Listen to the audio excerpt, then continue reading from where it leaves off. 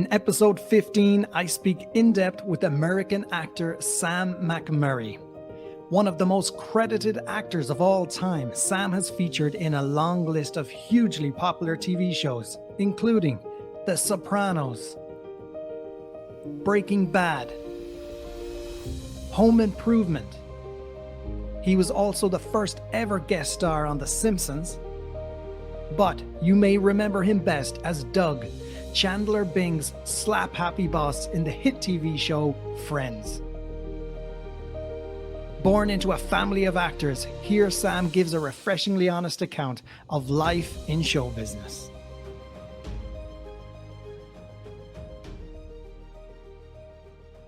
Today I'm joined by Sam McMURRAY, a familiar face to everyone that watches TV, from whether it's your favorite TV show or one of your favorite movies. Sam, it's a real pleasure to speak to you today. How are you?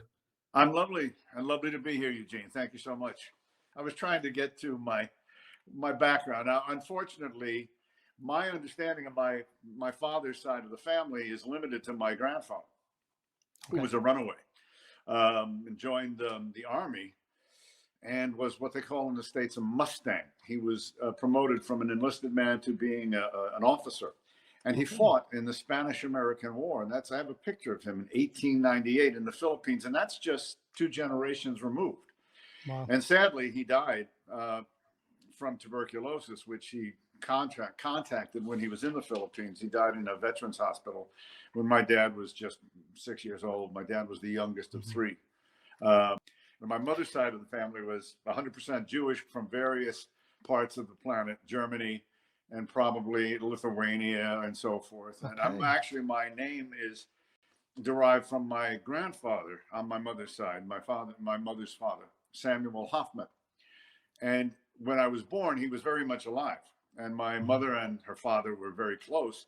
And I was named after Sam, which you're not supposed to do in the Jewish tradition. But my mother was a very lax, and what would I say, she was not a practicing Jew at all.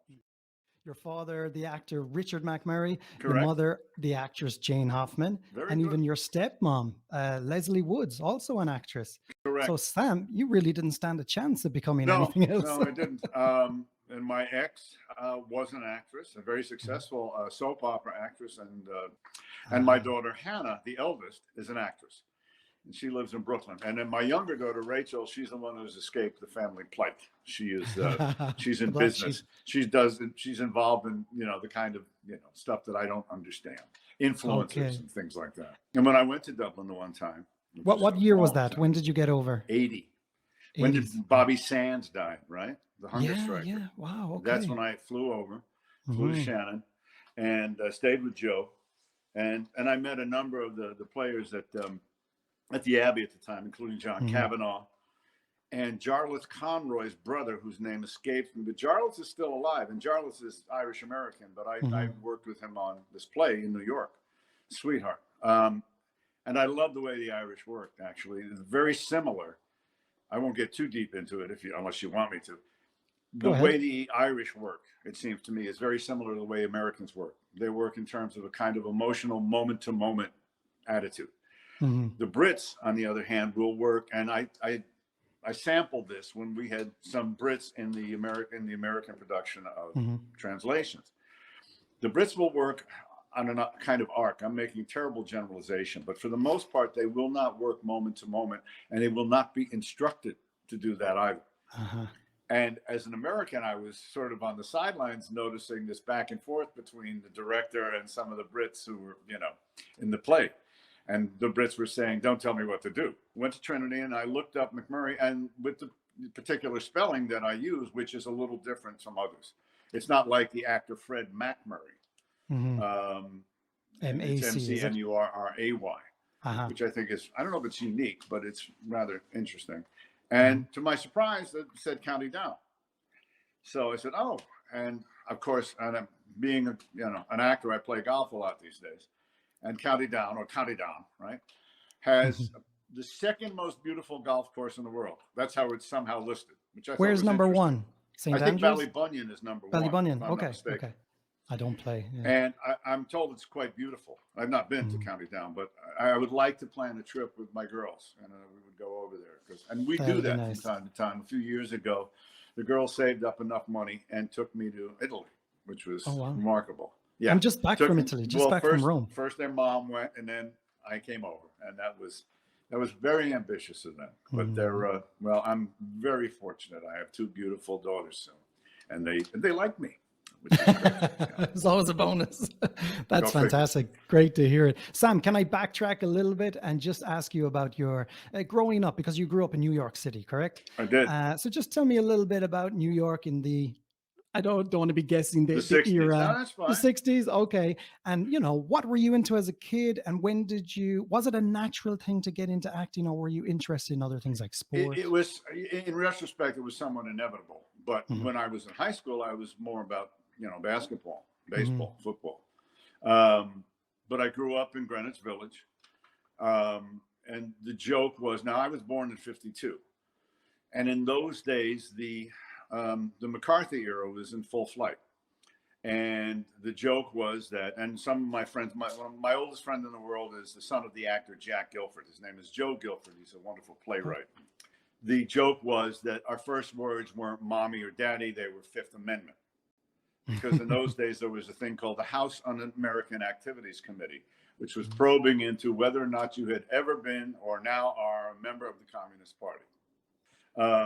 My father and mother, although my mother was never a member, my father was, in fact, and was actually biased. That's not the word. They held back promotion from him when he was in the Army Air Force during the war. Okay. And he didn't find out about it until he was well along, until his commanding officer said, by the way, we got a big red star on your dossier. Wow. And my father was a sort of a war hero. He, you know, Distinguished Flying Cross and the Air Medal twice and so forth. Anyway, but that was there was a tremendous amount of political tension, which did not subside for many years. But in terms of the theater, they did not blacklist actors. In terms of the movies, they did. Television was just a nascent industry at the time. And in fact, it was mostly headquartered in New York in the early 50s and the late 40s. And they moved out to California for a number of reasons. But the theater, regardless of your political convictions, did not blacklist. Early, like February of '86, I came out to Los Angeles and I auditioned for a pilot and I got it. So we shot the pilot, and then we decided, I was still living in New York, that this was now the time to make the move. We also, you know, wanted to start a family and so forth. Was that always the ambition, Sam, to move out? Was that always the ambition, to move out to California? No, not necessarily. I mean, I wish I had been, I don't know, Sam Waterston, and be somebody who was big enough to live wherever they wanted. Because I'm a New Yorker through and through, but I've been out here since 1986, although I go back to New York very frequently. But I've made peace with the fact that I've been Californicated, you know. Okay. No, I'll die a New Yorker. You know, I was back last summer and so forth, but, you know, and I've been back since COVID and so forth. And I'm going back I'll go back in August, actually, if not sooner. And you know what? I heard Al Pacino talking about this before. Someone said, you know, do you have a place in California? He said, no, I rent. He says, because he doesn't want to commit to having a place in California. He says, Pacino said that? Yeah, I'm a New Yorker. That's very funny because he's lived out here for years and years, for decades. But that's true, I guess. But he claims he rents all the time. De Niro grew up in my neighborhood. In fact, he was known rather negatively as Bobby Irish, which for Italians is something of a snub. Although I never known how Italian he is, but, you know, he can call me. But we went to the same schools. We went to PS 41, I think, and PS 3. This was the early 60s, and it was kind of a fabulous time. Now, at the time, we didn't recognize it as such. So we were just snot-nosed kids running around on the streets and so forth. And for 2 years, when I was 13, my mother got a job in Stanford. And for 2 years, against my will, I moved out, from 65 to 67. Those 2 years spared me from what was an epidemic of, you know, drug use and so forth. Okay. And I'd come back to the neighborhood and I go, where's so-and-so? They went, oh, he cacked. Really? You know? I mean, there was a lot of that. My first job was in Shakespeare in the Park, Merry Wives of Windsor, 1974. I still have the poster framed, which is interesting because they just did it last summer with a decidedly more African American accent. Are you into memorabilia, Sam? Because I like memorabilia myself, but for me, it's in more terms of sports collecting related. it? Yeah. Do you keep any of your props or anything like that? I If you try to can. keep stuff, but it's not the only thing. The only thing I've ever actually actively pursued in terms of collecting were some jazz records. Okay. Actually, one of my all-time favorite musicians is an Englishman named Tubby Hayes, who's been dead since '73. He was only like 38 when he died, but he was a remarkable tenor player. And I was very much in the collector mode. This is before the internet blew up. And, people trading cassettes of Tubby Hayes playing in London with Ella Fitzgerald or Duke Ellington, which he did, and so forth. So, yeah, to get back to the village upbringing, it was wonderful. I mean, I was sorry and very much when I was 13 years old. I hated the idea of going to California, Really? But in '86, it became an inevitable choice, at least for me. And it worked out. I came out here and I started to work immediately, which I think is often the case from this. They're always interested in somebody coming out from New York. It's like new talent. And then I landed on the Tracy Ullman Show, which I did for over 3 years. And that was wonderful. And that's when both my kids were born right around this time. They're only 23 months apart and so forth. Okay, yeah, very close. And that's where I met Frank Patterson, as I mentioned. He came and did an episode. Fantastic. Yeah, lovely man. They're really interesting. Okay, so I just want to remind people, I had to write these down because there's a long list of TV shows that you've been involved in. Of course, as I said, you were in the hit movie Raising Arizona with Nicolas Cage, 1986. Fantastic movie. TV wise, you have been in some of my personal favorite TV shows down the years. Oh, Good. absolutely. And just to remind people, maybe you want to go get a coffee or something, Sam, because this is a long list.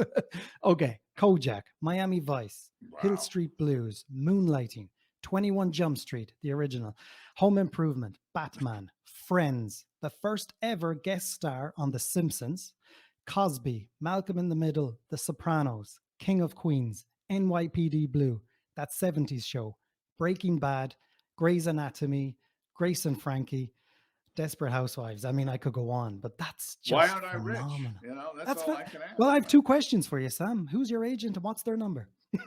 I'm sorry? Who's your agent and what's their number? He's the same agent I've had for years, Really? Man, I can't shake him. What can I say? That's a phenomenal yeah, some of resume. those were memorable. The Sopranos was a wonderful episode, in fact. Yes. That was in 2000. There was a scene, if you remember the episode, in which Gandolfini and his henchmen come and threaten me on the golf course. And, in most scripts, if you read them in most television, you go, I see, this is the third act where the villain gets his comeuppance, blah, blah, blah. But I'm looking at this and I go to David Chase, who I had met on the plane, actually, and I say, do you mind if I sort of stand up to him? Because I'm a big shot. I'm John. My name is John F. Kennedy, actually, the surgeon. So the scene played out slightly differently than you might have imagined it, having read it. And I'm glad that I went to David. And, and I had worked with Edie, or maybe that was later. I did a movie with her called Sunshine State, which is actually a wonderful film done by John Sayles. And she's terrific in it, as she is in just about everything. But, and Dominic Giannese, who I've known for 40 years, was playing Uncle Junior. And I knew him from before that, so it was like going home. And in many respects it was, because I was going back to New York and I stayed at my mother's apartment and watched the World Series on a tiny little black and white television, Mr. Big Star. Anyway. Your roles in, of course, Friends and King of Queens, I really enjoyed. Your humor in these is just, for me, it's hilarious. But is that your true humor, do you think, or is that acting? Is that your natural sense of humor? No, I think that's the closest to me, in a sense. Not so much the Doug character, but more for Patrick from King of Queens, which I did a number of. That was actually created by a friend of mine named Michael Whitehorn, and did Patrick O'Boyle, which was always a lot of fun. I love that character. And they kept building stuff for him. they had this wife of his who came from India and so forth. And then, of course, he had some drinking issues, you know. So he says, I'm a broken bird here, you know. Sam, you know that that was certainly episode easy with, enough, huh? you know, the episode with the ball. Boop, boop, boop, boop, It's you know that. amazing how I love that popular that episode. one is. You know, I do Cameo from time to time, and invariably they ask about that. And I remember when we did it, and I knew that because there used to be, when we were kids growing up, there's a game called Salugi. And Kevin didn't know what it was. Kevin grew up not in the city, but out in Long Island and so forth. So we explained to him, and it became an immensely popular episode, which I always thought was sort of bizarre, you know. But in terms of the Friends character, I have to go back on this a little bit, if you don't mind. No, not at all. So when we're doing Tracy Ullman, first I did a guest shot in the first season. And then we were on hiatus for 2 weeks. And in those 2 weeks, they negotiated to make me a regular, which, you know, was terrific. My first episode as a regular, I was in a sketch with Matthew Perry. So Matthew comes on, he's 17 years old. Wow. And he's brilliant. I mean, right away, you're like, wow. Anyway, Matty comes on and he does the thing. And then, you know, he's great on it and so forth. And life goes on and it's been a while. And then I wind up back on Friends and we reconnect. Now, as it turned out, I knew Jennifer when she was a brunette. She had done a series called The Edge with an actress named Julie Brown. It was her show. And this friend of mine, Wayne Knight, Wayne is an old friend from New York days before he became, you know, famous. I knew Jennifer. I knew Courtney Cox because she was a dear friend of a dear friend of mine. And I didn't know Maddie, who I loved, or Schwimmer, or Lisa. They were all just great. So they come out with an offer for me to do this thing. This was in, I don't know, season 3 of Friends. Yeah, it was one of the earlier ones. It was like 95, I think. And it was so down my street, you know. And I had so much fun on it. And then they reprised the role 2 or 3 times. And I will confess something to you. The last time they did it was a few years later, and I had been ill. I suffered from pancreatitis, which I've recovered from. But I lost a tremendous amount of weight. And I had done a King of Queens the week before. And then they said, by the way, you're on Friends next week. And I mean, I was exhausted. And I weighed, I weighed about 70 pounds less than I do now. Not that I couldn't take off the weight right now, but I go on the set and they're all very sweet. And they all go, hey, wow, you look great. They're not that good at acting. Which I did. But, you know, got through that and on, you know, and so forth. Oh, I never remember Grace and Frankie. Hey, look at me. Yes. The one with Jane Fonda and Lily Tomlin, who is maybe the nicest person on the planet, you know. Actually, the whole cast, they're all wonderful. Marty Sheen and Sam Waterston. Marty Sheen I'd worked with 3 times, but he is, well, I wouldn't say famous, notorious for not remembering stuff like that. But he's as sharp as a tack, actually. And they're all in their 80s now, you know. Yeah, I know. I think Sam is doing Law and Order again, and he's 81. So, you know, there's hope for the future. Absolutely. You know. My wife is a big fan of Grace and Frankie, so she'd be interested to hear what you have to say about that show. And also, the funny thing is, many years ago, she was working in, you would call it a gas station. We say petrol station. And one day he walked in and just buying gas. But the funny thing was, my wife is Polish and she didn't know who he was. And he just dropped in this autograph. He said, I promised that to your boss yesterday. Here you go. Funny story. No, he's a lovely man. I had worked in New York twice, actually, with him. I had to go up to Jane Fonda at some point. I got my nerve together, and I went and I said, I have to tell you something. When my second daughter was born, Rachel, my wife, who was a fitness freak, would go, well, she would work out at Fonda's all the time, but she went and worked out with this woman named Femi DeLizer, who was a birthing coach who worked at Fonda. And they did a book called, it was Jane Fonda, but it was the Femi DeLizer pregnancy workout book. And she put on all of 13 pounds when she was pregnant with Rachel. I mean, you could barely tell. Wow. But Femi actually was present and helped at the birth of Rachel. Anyway, it's a big coffee table book, and Beth is on the cover and so forth with the other 12 gals who all worked out with her. And I told Jane Fonda, I said, it's a wonderful book to have in our lives, and there are pictures there of Rachel when she was crowning, Wow. and Jane was very lovely about it and said, "Oh, that means a great deal to me," and so forth. I don't know whether it did or not, but anyway. What are you working on at the moment? Are you in between jobs, or My what's the short future game. I hold? mean, it's absolutely dead. I Hmm. mean, it really is, and it's not my era any longer. Fair enough. That's the way of it, and it's fine. And I'm fortunate in that I've been doing this for 48 years, Hmm. and I have a certain amount of pension money to fall back on. I'm okay. I think I said this earlier, but one of the issues I do have with SAG after particularly is that they've run out of money. That's basically what happened. They could not afford to take care of their older constituents. Ed Asner, who passed at 91, was the name on this class action lawsuit saying you're kicking us to the curb due to ageism, which was true, which was actually Hmm. already been agreed on. The truth is, I don't know that SAG after has the wherewithal to support their older clientele, their older rank and file Hmm. members.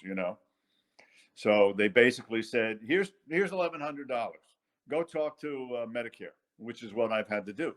Because for the first time since I've been a professional actor, and I've been a professional actor since I was 22 years old, I'm dealing with Medicare, and I can say that they stink.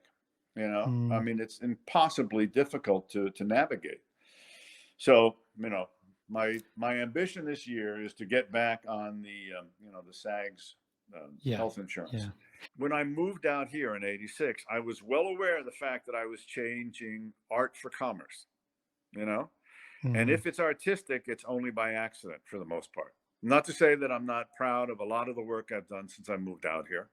Hmm. Um, but, even raising Arizona, I still was out of New York at the time.